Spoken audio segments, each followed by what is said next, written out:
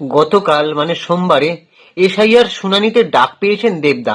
হ্যাঁ, তো সেটা দেখা যাচ্ছিল যে দেবদা এবং আরো কিছু ব্যক্তিত্বরা এসআইআর শুনানিতে ডাক পেয়েছেন, তার মধ্যে দেবদা উল্লেখযোগ্য। সো এটা নিয়ে অনেকে মানে এরকম একটা মতবাদ ছড়াচ্ছে যে দেবদা গেল ফেঁসে, নাকি দেবদাকে ফাঁসানো হয়েছে, নাকি দেবদাকে তুলে আনা হয়েছে, নানান রকম মানে হ্যানা ত্যানা সব লোক লিখছে। আসল ব্যাপারটাই সব জানে না যে ব্যাপারটা ঠিক কি।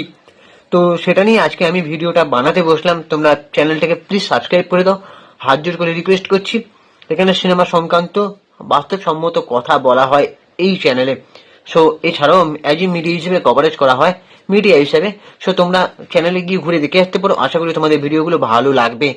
সো এত কারোকে সাপোর্ট করছো, আমাদেরকে একটু সাপোর্ট করো, সাবস্ক্রাইব করো, ভিডিওতে একটা লাইক দাও। দেবদার ভক্তরা তো অবশ্যই মানে সাপোর্ট করবে আমাদেরকে। সো দেবদার কিছু কথা আমি তার আগে বলি। যেমন দেবদা এই 2026টা একটু অন্যরকম ভাবে, মানে দেবদার কাছে এই 2026টা অত্যন্ত স্পেশাল। কারণ দেবদা এই যে প্রজাপতি 2 ক্রিসমাসে রিলিজ হয়েছে, সেটা তো রেস কাটছে না এখনো। প্রজাপতি উড়ান দিয়েছে প্রায় প্রত্যেকটা মানুষের মনে, মানে সব রকম দর্শকদের ভালো লাগছে।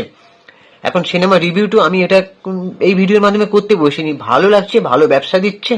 এবং এই ছবিটা মানে অলরেডি ব্লকবাস্টার হিট হয়ে গেছে। এই ভিডিওটার মাধ্যমে এই সিনেমার ব্লকবাস্টারের কথা যখন বলছি, তখন দেবদা এবং মিঠুন দাকে অসংখ্য অভিনন্দন জানাই। ঠিক আছে। সো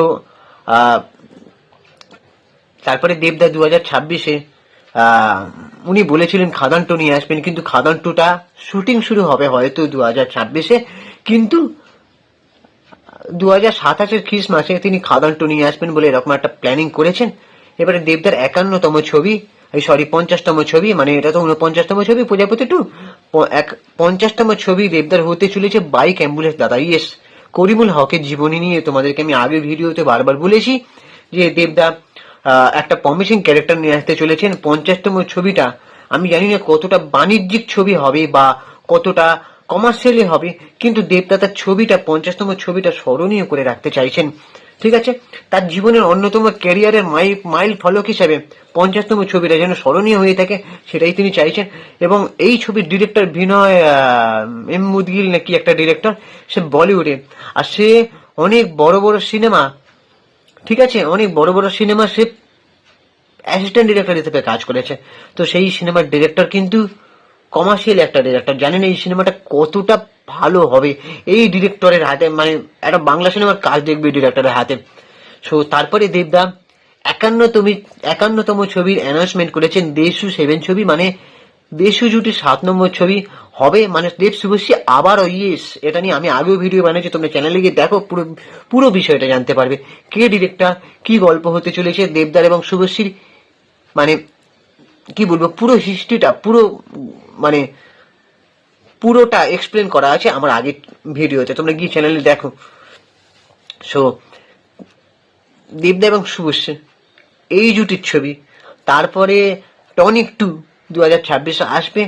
আমি আগেও বলেছি যে দেবদার এত ভালো ভালো ছবি আছে, কিন্তু টনিক 2 তাই বলে এখন কি দেবদা প্রত্যেকটা ছবি যেগুলো হিট হয়েছে সেগুলো কি পরপর 2 বলে ট্যাগলাইন দাগিয়ে দিয়ে সেই ছবিগুলোকে নিয়ে আসবেন, এবং শেষাংশ থেকে গল্প শুরু হবে না, কিন্তু ছবির গল্প আলাদা, এদিকে 2 বলে একটা ট্যাগলাইন দিয়ে দেওয়া।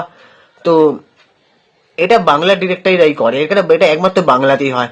আমাদের 2 বা সিকুইল পিকুইল মানে জগা খিচুড়ি হয় বাংলাতে। যাই হোক, এটাকে আমি সমর্থন করি না। টনিক 2 আসছে, এটাকে আমি সাপোর্ট করতে পারছি না, কারণ দেবদার থেকে এটা আশা করিনি। দেবদার কাছ থেকে ভালো ভালো ছবি আশা করছি, কারণ দেবদা এখন অন্যরকম লেভেলে। সো এবারে আসল কথায় আসে যে এসআইআরটা কি ব্যাপার, মানে এসআইআরটা কেন দেবদাকে ডাকা হয়েছে। দেখো, অনেকে বলছে দেবদা নাকি, মানে কি বলবো, মানে দেবদাকে নাকি অনেকে উল্টো পাল্টা কমেন্ট করছে, মানে বোঝে না তারা, বলছে যে দেবদাকে তুলে আনা হলো, ফাঁসানো হলো, হ্যানা ত্যানা।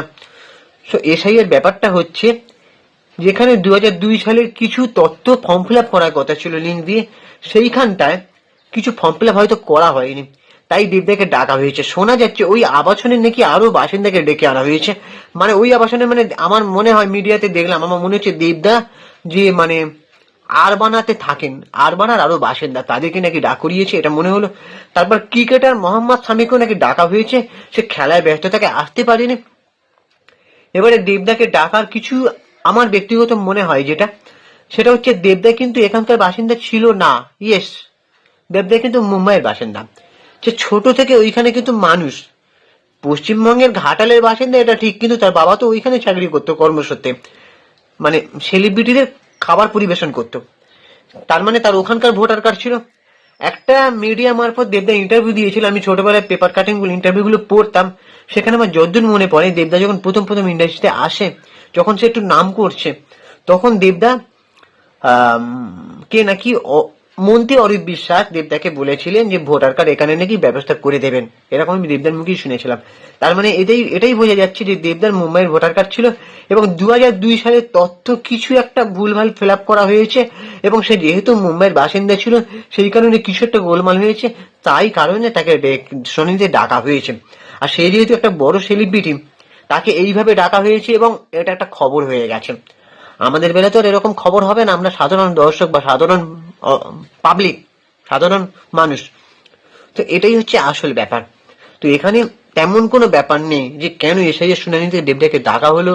এটা ইডি বা তোমার নয়, সিবিআই নয় যে ডেকেছে।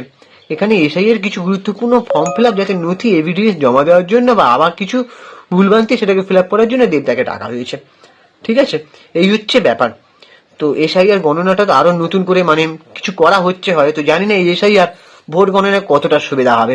সো তোমরা এবার বলো তোমাদের কি অভিমত এবং তোমাদের কি বক্তব্য।